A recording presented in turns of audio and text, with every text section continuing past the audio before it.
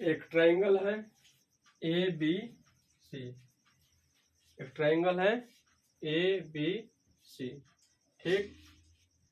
और जिसमें दिया है कि एंगल ए बी और यहाँ पे है E, alpha C B E 3 alpha. तो आपको क्या निकालना है कि यहाँ पे बीटा का मान क्या हुआ है, जबकि दिया क्या हुआ है, दिया हुआ ये है कि ए बी बराबर है बी सी के, ए बी बराबर बी सी के, और जो ए डी है कोण बी ए सी का समद्विभाजक है, यानी अल्फा हाफ हाफ, ठीक। देखो यदि किसी ट्रायंगल में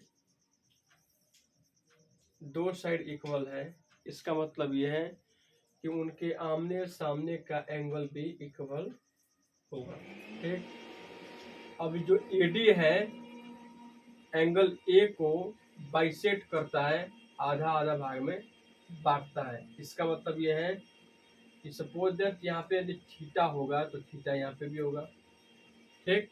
अब देखो ट्रायंगल ए बी सी में ए बी बराबर बी सी, इसका मतलब ये है ए बी बराबर बी सी, तो उनका अपोजिट एंगल भी इक्वल होगा, यानी बी सी के सामने ये पूरा एंगल और ए बी के सामने ये पूरा एंगल इक्वल होगा, यानी ये थीटा थीटा 2 थीटा, तो ये भी कितना हो जाएगा 2 थीटा, ठीक। हमको निकालना क्या है बीटा। तो ट्रायंगल ए बी और यहाँ पे मान लो ओ है, ए बी ओ में बीटा क्या हो जाएगा अल्फा प्लस थीटा।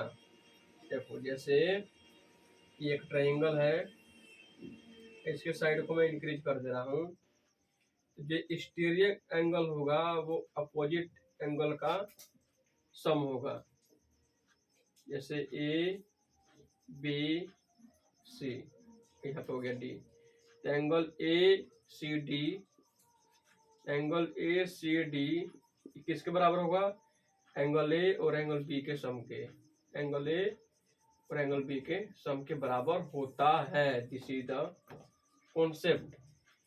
तो एंगल जो बीटा हो जाएगा ये थीटा प्लस अल्फा के इक्वल हो जाएगा, थीटा प्लस अल्फा के इक्वल हो जाएगा, यानी हमको निकालना क्या है कि थीटा प्लस अल्फा बराबर वाह, ठीक। अब देखो ये 2 थीटा, ये अल्फा 3 अल्फा, ये 4 अल्फा, ये 2 थीटा, तो एंगल का जो टोटल सम होता है, एंगल के तीनों ट्रायंगल के तीनों एंगल का जो सम होता है वो होता है 180 डिग्री। तो अल्फा 3 अल्फा 4 अल्फा,